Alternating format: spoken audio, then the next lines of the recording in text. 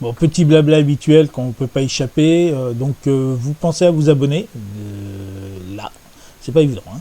Et puis à mettre un petit pouce, cloche, je sais pas. Enfin, il faut le faire. On passe à la suite. Bonjour les amis, bienvenue dans ce nouveau tuto sur le logiciel ZBrush, vu par un débutant comme moi, fait pour les débutants, parce que j'ai longtemps galéré à comprendre certaines fonctionnalités de ce logiciel. Et pour ce premier tuto, nous allons commencer par regarder quel type de matériel nous aurons vraiment besoin pour utiliser ZBrush, parce que le logiciel à lui-même ne se suffira pas. Donc nous allons commencer par le tuto matériel. Commençons donc par prendre un objet dans la Lightbox. Donc vous cliquez ici là sur Lightbox. Et on va prendre une sphère, on pourrait prendre celle qu'on veut, hein. On va prendre celle-ci, la Dynawax 128.zpr. Bon, prenez celle que vous voulez. Là, le projet a été modifié, si vous le sauvegardez, non. Et donc nous voici avec notre sphère. Alors là, on voit qu'on a deux petits points qui se baladent. Nous, on voudrait n'avoir qu'un seul petit point, donc on verra ça plus tard. Ça, c'est ce qu'on appelle la symétrie. Vous regardez là, tac, on dessine deux endroits en même temps, c'est pas ce qu'on veut. Donc là, je reviens en arrière avec la barre qui est ici. Il y a des touches de raccourci, mais ça, on verra ça dans d'autres tutos. Et donc là, vous appuyez sur la touche X et vous avez plus qu'un seul point. Vous avez vu, il a disparu. Si vous appuyez sur X, vous remettez votre symétrie, vous avez les deux points. Et si vous appuyez sur X, vous en avez qu'un seul. C'est ce qu'on veut faire. Donc on pourrait utiliser ZBrush tel qu'il est avec juste le logiciel et la souris, mais ça pose énormément de problèmes d'utiliser uniquement la souris. Vous n'arriverez jamais à faire ce que vous voulez réellement. C'est-à-dire que là je clique gauche et je trace une ligne, donc là on la voit, elle est bien. Et cette ligne-là elle est continue. Si on tourne autour, on voit qu'elle a une épaisseur qui est constante grâce à la souris. Donc vous allez voir pourquoi la souris n'est pas suffisante, parce que si je voulais monter en intensité, c'est-à-dire faire un trait plus épais, plus haut, il faudrait que je monte ici l'intensité. C'est-à-dire que là elle est à 25, je la monterai par exemple à 50. Donc là je la mets à 50, on va voir, et là vous voyez le trait est beaucoup plus fort. On le voit, hein, en termes de hauteur, il est beaucoup plus fort. Donc là vous vous dites, bah oui la souris ça me suffit pour sculpter, mais non ça suffit pas. Il faudrait utiliser ce que je vais vous montrer maintenant, c'est une tablette graphique. Donc l'idéal serait d'investir dans une tablette graphique. Alors il y en a pour tous les goûts et tous les prix, hein. Ce que vous pouvez voir c'est que dans les premiers prix vous avez ce type de tablette, hein, qui est toute petite. Alors celle-ci se trouve sur AliExpress, je crois au prix de 25 €, mais vous en avez aussi ailleurs allant jusqu'à 79 € et avec plein d'options différentes. Mais déjà celle-ci, moi je l'ai utilisée pendant longtemps, était déjà bien suffisante pour pouvoir faire ce qu'on voulait. Parce que ce qui nous intéresse, c'est exactement ce qu'on voit ici. C'est que quand on va dessiner avec le stylo il a 8192 points de pression. C'est-à-dire que contrairement à la souris, comme on l'a vu sur la présentation juste avant, c'est que il faut jouer avec l'intensité pour augmenter plus ou moins la hauteur du trait et puis sa force avec la souris, parce que la souris, quand vous cliquez pour dessiner un trait, c'est tout ou rien. Il n'y a pas de justesse de pression. Ici vous le voyez, on démarre doucement et puis plus on appuie fort, plus le trait s'agrandit. Ça, avec la souris, on n'est pas capable de le faire. Et c'est vraiment indispensable pour utiliser le logiciel ZBrush. Donc c'est tout l'intérêt de regarder aujourd'hui quel type de matériel peut vous correspondre pour commencer à travailler, en vous disant que attaquer ZBrush à la souris, c'est une très très mauvaise idée. Et que les tablettes, nous en avons pour tous les prix. Nous avons celle-ci qui est pas très chère. Et d'ailleurs on le voit juste ici sur la présentation. On dessine là et ça se reproduit sur l'écran de votre ordinateur. On a ici un autre type de tablette avec des touches programmables. Alors elle est un petit peu plus grande dans la surface de travail. Et ici on peut programmer des touches qui vont nous permettre d'aller un peu plus vite au lieu d'aller cliquer sur le logiciel à droite, à gauche, rechercher le bouton qu'on a besoin. Et ben on peut programmer des touches, mais ça on verra ça plus tard. C'est celle-ci, c'est sur LDLC, enfin on en trouve partout, hein, et eux par contre ils la vendent à 139 €, enfin 140. Je trouve que c'est un petit peu cher, on doit sûrement trouver la même beaucoup moins cher ailleurs. Et sinon après vous avez le Must. Là vous dessinez directement sur l'écran, c'est-à-dire que le stylo là vous l'appliquez directement sur l'écran. Donc là les prix sont pas les mêmes, hein. Ça peut aller de 300 à... il n'y a pas de prix selon la marque, hein. Peut-être 3000, 4000, 6000. Bon, vous en trouvez pour beaucoup moins cher que ça, hein. La preuve, celle-ci on la trouve à 230. Le truc c'est que c'est une 12 pouces. Alors un pouce ça fait 2,54 cm, donc on va dire 2,5 pour arrondir. Ça vous fait une diagonale de 20 cm. Alors c'est pas énorme, mais vous trouvez aussi des 20 pouces, etc. etc. Bon, bah, plus vous en mettez, plus c'est cher. Donc c'est à vous de voir ce que vous préférez. Mais dans un premier temps, pour apprendre et débuter, moi je conseille plutôt ce genre de petite tablette. Qui est déjà bien assez et qui de toute façon au niveau des pressions fera la même chose que celle-ci ainsi que celle-ci. Donc à vous de choisir le type de matériel qui va vous convenir le mieux, sachant que pour commencer celle-ci, vu le rapport qualité-prix, est largement assez pour découvrir la modélisation sur ZBrush et même tout autre logiciel, hein, parce que vous pouvez vous en servir pour signer des documents numériques, pour faire du dessin sur n'importe quel logiciel de dessin. Enfin, c'est très très très pratique. Parce que c'est ma vidéo, voici ma propre pub. Venez vendre, acheter, échanger vos figurines et décors à la brocante de la figurine sur Facebook. Ce groupe est fait pour vous. Bon, la pub c'est chiant, revenons à notre tuto. Bon, maintenant je vais vous montrer avec le stylet, là vous voyez, enfin non vous ne le voyez pas, mais j'ai en main mon stylet. Et vous allez voir, je vais remettre l'intensité à 25. Voilà, 25.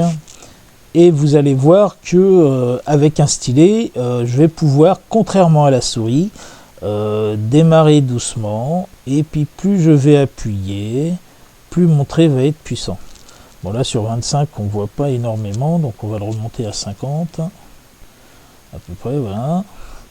Donc là je démarre mon trait doucement et plus j'appuie, vous voyez, plus mon trait est fort jusqu'à une certaine limite bien évidemment. Vous voyez là j'ai démarré doucement et plus j'ai appuyé, plus le trait s'est agrandi. Donc ça on peut le faire avec un stylet. Par contre avec une souris c'est pas possible. Donc maintenant vous voyez l'intérêt que ça apporte d'avoir une tablette graphique. C'est l'élément indispensable pour commencer sur ZBrush. C'est le matériel qu'il faut absolument avoir.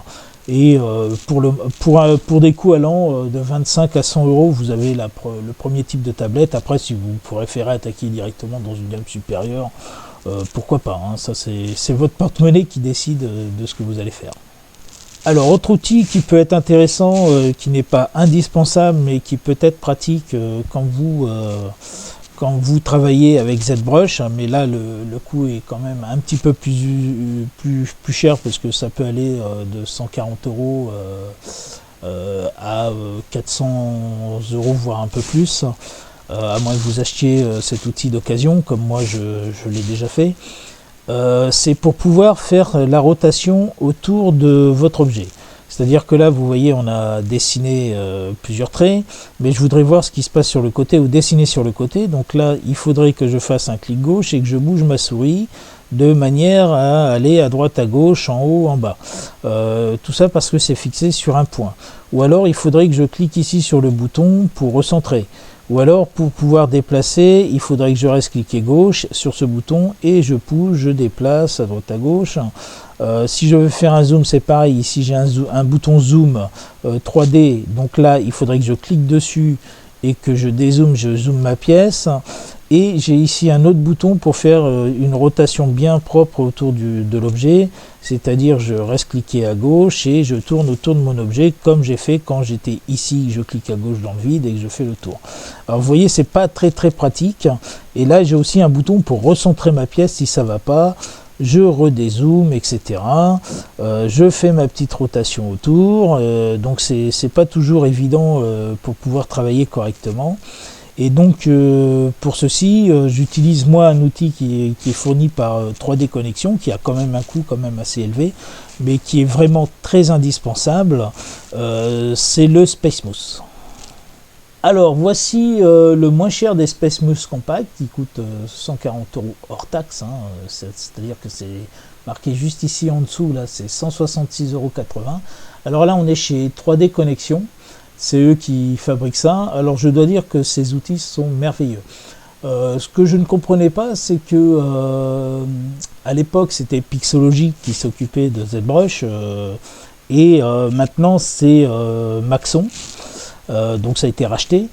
Et Pixologic, je leur avais écrit en leur demandant pourquoi les SpaceMousse de 3D Connexion ne fonctionnaient pas sur le logiciel ZBrush. Ça semblait tellement aberrant, tellement c'est super pratique comme outil. Alors la réponse avait été que ils n'intégraient pas ou ils ne pouvaient pas intégrer la routine de cet outil dans leur logiciel. Alors c'était quelqu'un qui est assez connu dans le hobby, donc je tairai un peu le nom, mais qui devait être directeur artistique ou directeur je sais plus quoi, peut-être commercial, chez Pixologic, et qui est parti maintenant et qui est parti travailler sur un autre logiciel connu encore dans notre hobby. Il fait du très bon travail, il était très sympathique, hein, de toute façon il a l'air très sympathique. Et donc il m'avait répondu que c'était pas spécialement nécessaire ou ça s'intégrait pas, etc. Et le jour où il est parti, quelques mois après, très peu de mois après, ça a pu être intégré. Alors est-ce que c'est lui qui bloquait tout ou pas, j'en sais rien.